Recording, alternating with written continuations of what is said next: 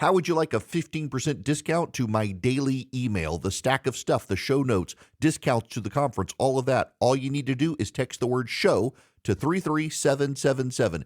You'll get the annual subscription with a 15% discount to my daily email. You'll get the stack of stuff, the links to the show notes, discounts to the conference, and so much more.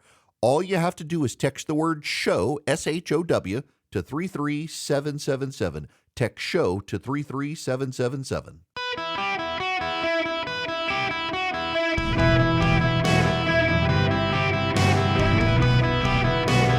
Welcome to the Eric Erickson Show podcast, Hour 1. Welcome. I am back. It's Eric Erickson here across the nation. The phone number, if I still remember it, is 877-973-7425. Should you wish to be on the program, as always, if you text Eric, E-R-I-C-K, to 33777, you can get the live stream, the podcast, the social media links, the email, everything you need. And I need to welcome, it was a great disservice last week. I was gone for our last spring break family vacation with my oldest at home before she goes to college. And we picked up Talk 650 KST in Sacramento, California last week. Thank you to iHeart for putting me on one of their stations and for that great station of all stations to be on in Sacramento, where Rush Limbaugh got his start. Tremendous honor. And so now I'm back to begin the show, and we got to begin with a topic that we'll get to the eclipse. We will get to the eclipse. By the way, 3:06 p.m. Eastern time today will be the total eclipse of the sun. The further away you are from it, the less you'll be. So where I am, we're going to get about 75, 76% of the eclipse, and it is blue skies out. Unlike most of the path of the eclipse, it's already stormy there. When it gets dark at 3:06, at 2:06 p.m. Central Time, for most of you where the eclipse will be, it's not the end of the world. It's just an eclipse. It'll last a few minutes, up to 4 minutes. Now, I saw the one in 2017. We'll get to this later. I got to begin, though, with Israel. We have been lectured now for 2+ years by Democrats about Donald Trump being a threat to democracy. Joe Biden has literally just sold out the only democracy in the Middle East because of his own domestic political problems. You should be appalled by what has happened. He has sold out Israel because a bunch of Hamas supporters in the United States, a bunch of people who support terrorists in the United States, have decided they won't vote for him in November. They literally were chanting death to America in Michigan. Joe Biden changed his position on Israel because of the Michigan primary, and in Michigan, they're chanting death to America, these people. No, you don't have to believe me. I happen to have the video. Listen, this was in Michigan, an Al-Quds Day protest. We've been asked in the past, why are our protests on the International Day of Quds, why are they so anti-America? Why don't we just focus more on Israel and not talk so much about America? Gaza has shown the entire world why these protests are so anti-America. Because it's the United States government that provides the funds for all of the atrocities that we just heard about. And this is why Imam Khomeini, who declared the International Day of Quds, this is why he would say to pour all of your chants and all of your shouts upon the head of America. That's them beginning to chant death to America.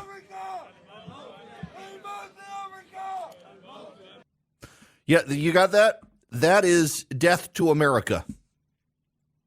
Now, you will notice he referred to Imam Khomeini, who established the International Day of Quds. Do you know who that is? That would be the Ayatollah Khomeini. The Imam Khomeini this guy is referencing is the Ayatollah Khomeini, and they chant death to America and death to Israel. Those are frequent chants. And this is in Michigan. Joe Biden has rearranged his policy about Israel because of these people who are chanting death to America. That's not an exaggeration. In fact, there's polling data. Listen to this. This is from, where's the audio here? This is the polling at CNN. Jump down to foreign policy, you see this drop to 65%, gun violence 60%, U.S.-Mexico border 58%. These are not good numbers for a Democrat amongst his own party. But look here, the Israel-Hamas war, look at that approval rating. Less than 50% of Democrats are approving on Joe Biden on the Israel-Hamas war. Less than 50% of Democrats approve because they're pro-terrorist. You can lecture me all day long about Donald Trump being a threat to democracy. You people have supported terrorists. You are supporting terrorists. And they're using the tragic, terrible deaths last week. And they've got Jose Andre, of course, out there talking about it. You can, and America will stand behind you, support the right of Israel to defend themselves on this massive attack. But at the same time, I will say that President Biden also can be defending and supporting the right of Palestinians not to die just trying to be getting a piece of bread. Now, listen, what happened was a tragedy. And you know what? Israel held those responsible. Unlike Hamas. You know, it was an accident, a terrible accident that Israel killed these charitable workers. It was actually intentional that Hamas beheaded babies in Israel. And you will note that Jose Andre, whoever was, oh, poor Jose, he's such a good man. He was calling for Israel to surrender a week after Hamas beheaded babies in Israel. A week later, he was already, we can't have a response. He's hiding behind his charitable goals to hide his dislike of Israel. He literally was calling for Israel to not do anything after babies were beheaded in Israel and women were raped and men were shot in the back of the head. He sends his workers into a war zone to provide charitable relief. They get killed. It's a tragedy, but it's also a war zone. The fact of the matter is Israel has killed far less civilians by ratio to military than in most campaigns. Have you ever heard of Dresden, by the way? Normally, the ratio of civilians to military deaths is about 5 civilians to every 1 soldier. In Israel, it's 2 to 1. You get the media in there to cover this, and they're playing it up on Gaza. The president of the United States is literally selling out our major Democratic ally in the Middle East because of his own domestic political foibles. That's really shocking. He was promised to be the adult in the room. He was promised to lead. Instead, you know what's happened here? Joe Biden isn't leading. He's being led by the nose by a bunch of progressives who are anti-Semitic and pro-terrorist. Joe Biden is being led to a position he said he did not want, not because of what Israel has done. Israel is responding to mass murder. He's being led by a group of people who in Michigan are literally in the streets chanting death to America. Those are the people Joe Biden is afraid of losing their votes. We get lectured about Donald Trump and anti-Semites and white supremacists and neo-Nazis and how Donald Trump needs to turn from them. Where the hell is the media telling Joe Biden he needs to denounce these people in Michigan chanting death to America? Where is the media? They're in the tank because they're on their side. You've got Jamal Bowman, who may lose his seat in Congress out there, claiming that young people are helping shift the Democrats to be pro-terrorist, and he's proud of it. You had about 48,000 unrestricted voters in Wisconsin. The president won that state by 20,000 votes. Is that a cause of concern for the reelection of President Joe Biden? Yes, because we've always had a problem engaging voters of color, young people in certain demographics. It's going to be harder now because of how we have pretty much not responded very well to what's happening in Gaza. And so, yes, it is a cause for concern. And that's why it's encouraging to see some of the organizing happening across the country. And hopefully this continues to push the president in the right direction to call and get a permanent ceasefire, end the suffering, bring in the humanitarian aid, and create a pathway to peace right away. Do you know there are still Americans held hostage? There are still Americans being held hostage. Now, why would Joe Biden care? He left Americans behind in Afghanistan. There are Americans being held by Hamas. One of the hostages is, his last name is Goldberg. Is it Raish?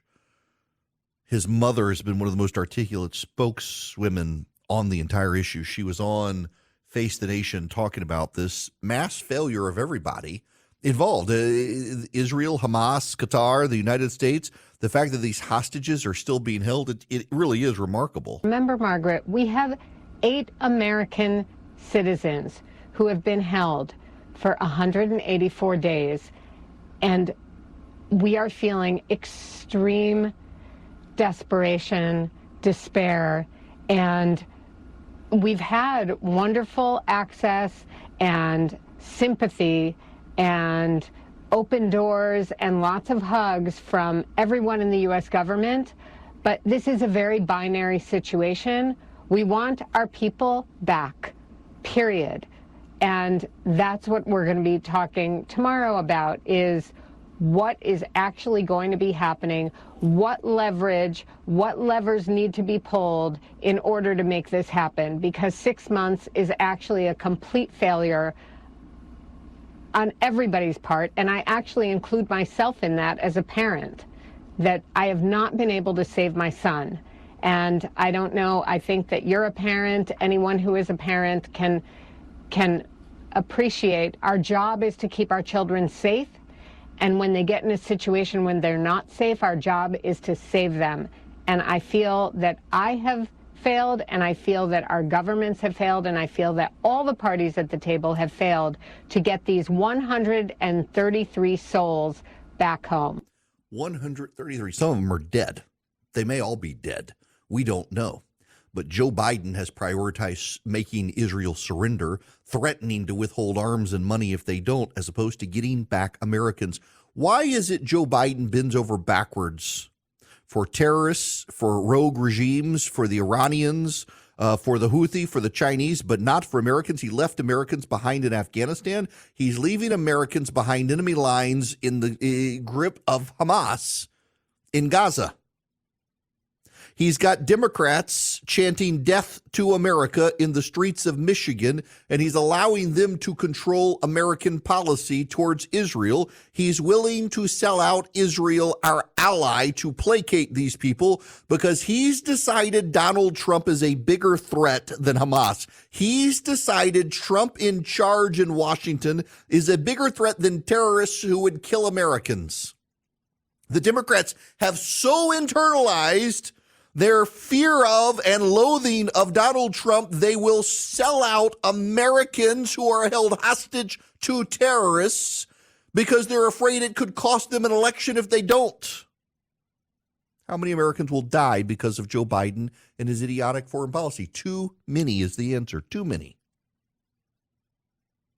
It is remarkable to watch this president of the United States, because a group of anti-Semites in Michigan chose not to vote for him in a primary, decide himself to side with the anti-Semites, the terrorist lovers, the terrorist supporters, who literally, I played you the audio, are chanting death to America in Michigan, and sell out Israel and leave American hostages behind enemy lines because he's more concerned about Donald Trump than he is American lives. He actually has rationalized to have so many Democrats that it is in some way the greater good let these Americans die so that he can win an election to stop Donald Trump. That is perverse thinking that if it were the tables turned, you know, the media would hold everybody accountable for it, but they won't, because they're on the side of the anti-Semites, of the people who support Hamas, of the people who hate Israel, of the people who hate Donald Trump. We're not getting a fair hearing in the press, and these poor Americans are left behind enemy lines, held by terrorists, because God forbid Donald Trump might win in November, and that just might cause Donald Trump to win in November. You know, I live in fear of going on vacation and something big happening while I'm gone, and this is the first year in many years that I didn't take my radio equipment with me. Last year, we were expecting Donald Trump to be indicted, And if he was, obviously, I needed to do my show and be here. So I took all my radio equipment to the beach. This year I did not. And oh my gosh, of course, Joe Biden would declare Easter the holiest of holy days for 2.5 billion people to be Trans Visibility Day. Now, if we're going to be intellectually honest here, we need to keep in mind a couple of things. One, Trans Visibility Day is always March 31st. It just so happens that Easter fell on March 31st. However, same thing happened when Barack Obama was president, and he did not. Barack Obama, at the time, the most progressive man to be president of the United States, never did an official presidential proclamation about Trans Visibility Day, particularly not when it aligned with Easter. Yet not only did Joe Biden do it, he then denied that he did it. He actually denied that he did it. And Mr. Speaker Johnson the other day said Speaker Johnson said you betrayed the tenet of Easter by proclaiming Easter Sunday as Transgender Day. He called that outrageous and abhorrent. What do you say to Speaker Johnson? He's thoroughly uninformed. Uninformed how? I didn't do that. I didn't do that, Joe Biden said at the White House Easter egg roll. I didn't do that. Yes, actually he did. Well, someone in his administration did. These are the progressives running his administration who did not care. These are the sorts of things costing Joe Biden the election. When we come back, I actually want to dive into the poll numbers here as we head towards the middle of April, that the reason Joe Biden is losing to Donald Trump is stuff like this. It is alienating and tone deaf to a lot of non-white voters in this country who he seems to be taking very seriously, but not seriously enough to avoid offending them by declaring the day of the resurrection of their Lord and Savior Jesus Christ to be Transgender Visibility Day. It has become this religious holiday thing. You know, the guy who decided to do Trans Visibility Day said it now because he didn't want it to be during Pride Month or Coming Out Week or Transgender Awareness Day. All of these religious holidays for the left now clashing with Christianity. And Joe Biden not even aware that his administration did that. I want you to be aware there's a BOGO going on with Eden Pure right now. They're tremendous air purifier. I have them. I travel with them. Had it at the beach with me because I keep it in my travel bag. They're small enough to take with you. The Eden Pure Thunderstorm. It wipes out odors, pet odors, litter box odors, smoke odors. I've wiped out smoke odors, cigar odors, specifically in my car. It works with litter box odors when I fry in the kitchen. If I cook, my wife doesn't like the smell of seafood. If I fry shrimp in the kitchen, I fire up the Eden Pure Thunderstorm. It wipes out the odors. You can buy one, get one free at EdenPureDeals.com. EdenPureDeals.com is the website. All you do, the discount code, Eric Bogo, ERICKBOGO. You thousands of 5-star reviews. You know it works. I can tell you it works. Buy one, get one free. Buy two, get two free. Buy three, get three free. The Eden Pure Thunderstorm. It's an air purifier. Gets rid of the pollen, the dust, the mold. It also wipes out odors. EdenPureDeals.com. The discount code Eric Bogo. Welcome back. It is Eric Erickson here across the United States of America. Now in California. I can't believe this show has made it to California before Texas. God bless them. KSTE, great station in Sacramento. I'm so happy to be with you. Now we got to find stations in Texas as well. I got California, you got to get Texas, obviously. But it's nice to be in the capital of California, and I can needle Gavin Newsom. All right, the phone number 877-973-7425. While I was gone, the polling kept coming out. I've got a lot of new listeners to the program, and let me step back for a moment and give you my take on polling. Having talked to, I know a lot of pollsters, and I know really good pollsters. And let me just give you my synopsis of polling, because I know people yell at me. They're probably yelling in their car, office, or home right now at me, saying the polling's garbage, the polling sucks. The polling this year has actually gotten it right. And in 2022, I and a lot of others were expecting a big red wave. And one of the reasons I was because of pollsters like Trafalgar and others showing this big red wave coming. And I tended to trust them. And I was in the camp that many of you are in, that the media polling is all bad. Well, the media showed the red wave was dissipating. The Republican pollsters did not. The Trafalgars of the world that Republicans relied on, convinced the media was lying to us, got it wrong. The media polls we were convinced were wrong, got it right. And if you follow along this year in the primaries, Republican and Democratic primaries alike, the media polls have actually done a better job than the partisan polls. All the polling shows us is what's on people's minds right now. It can only go so far, and it's never precisely accurate, and it has a margin of error, and you should never look at individual polls. Now, let me step back a little bit further and say this. I was a political consultant for a number of years, and I ran campaigns around the country, state and federal races. And every campaign relies on pollsters. Every campaign that has the money, I should say, relies on pollsters because polling is expensive, and it's gotten more expensive. Here are the things that you need to pay attention to. Online polling is crap.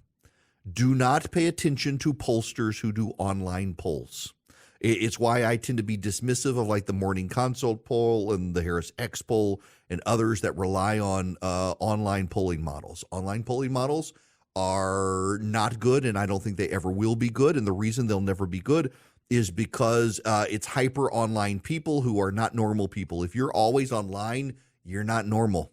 And if you're well enough to be able to connect to a pollster online and do polling, then you are outside of the real world. You're in a little bubble. So I don't tend to pay attention to that. Pay attention to phone polls. Robo polls are better than online polls, but live operator polls are the best, who actually call people at home and on their cell phone. It's harder to call people on their cell phone because here's what happens. There is a law. It is a federal law.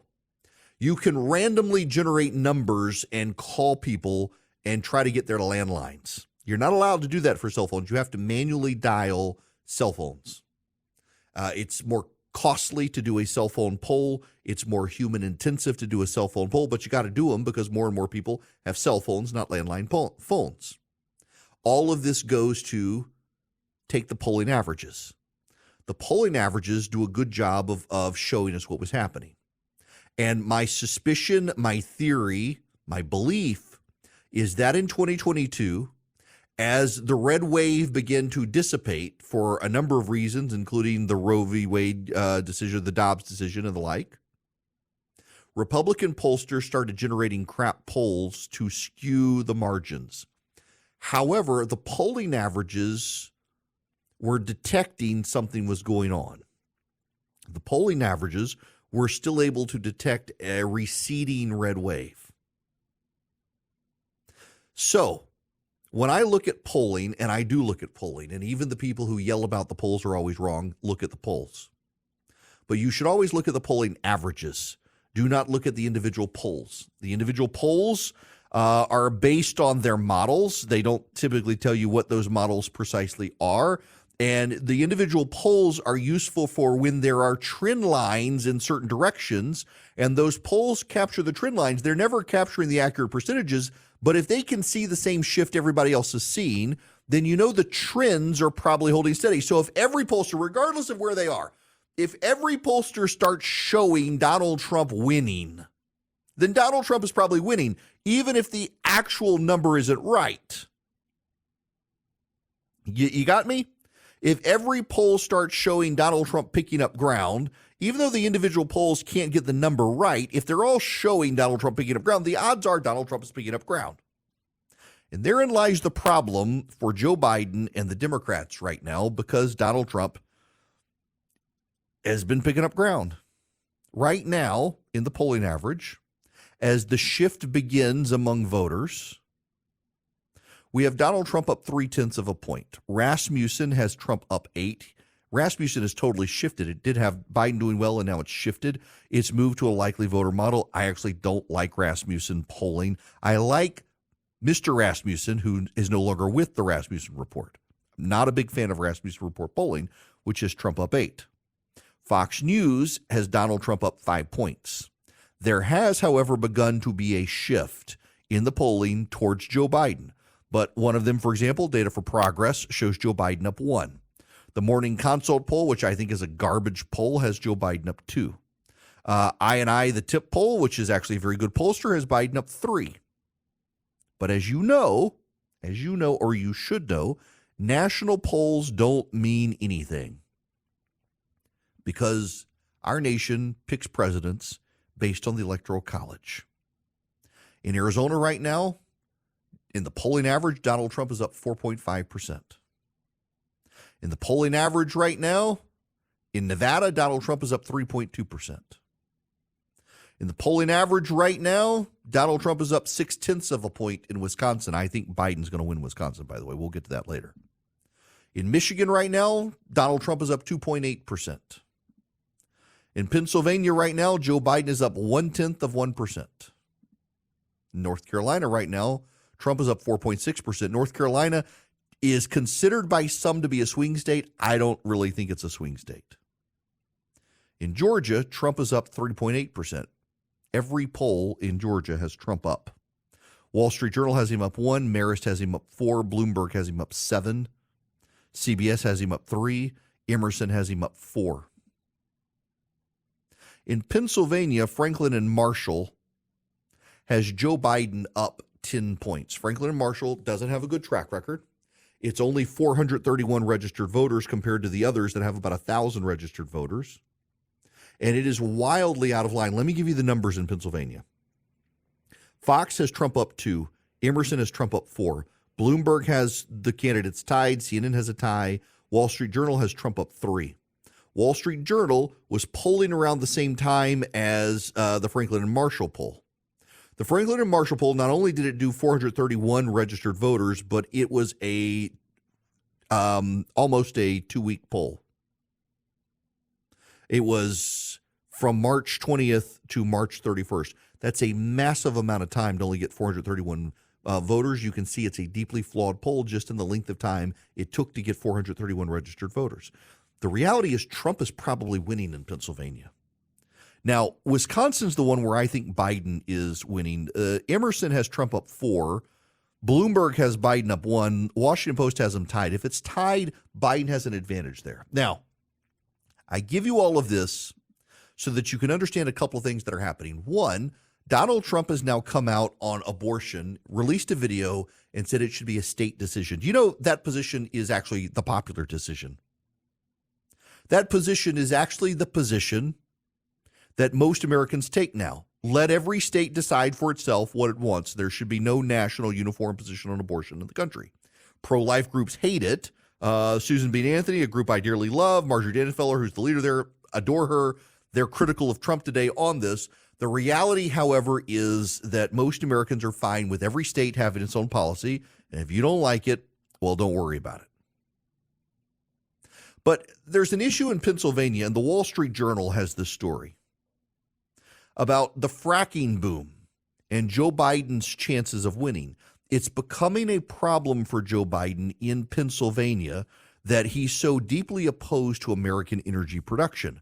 And a lot of Democratic union voters in Pennsylvania are shifting to Donald Trump. John Sabo and Josh Steeler grew up in Pittsburgh area communities that were hit hard as 200,000 steel and manufacturing jobs disappeared from the region, upending their parents' generation and leaving main streets pocked with empty storefronts. Sabo, the son and grandson of mill workers, says his father rarely found steady work after losing his job at a U.S. steel mill, leaving Sabo to know what government cheese tastes like. Steeler spent part of his childhood in a trailer park in a small city that shed nearly half its population as families hunted elsewhere for work. Today, both men have good jobs in thriving industries, but their paths to a better life have landed them in different sectors of the region's new economy and changed their political identities, turning one into a staunch Republican, the other into a progressive Democrat. Pittsburgh is at the center of a class inversion between the two parties that's redefining American politics.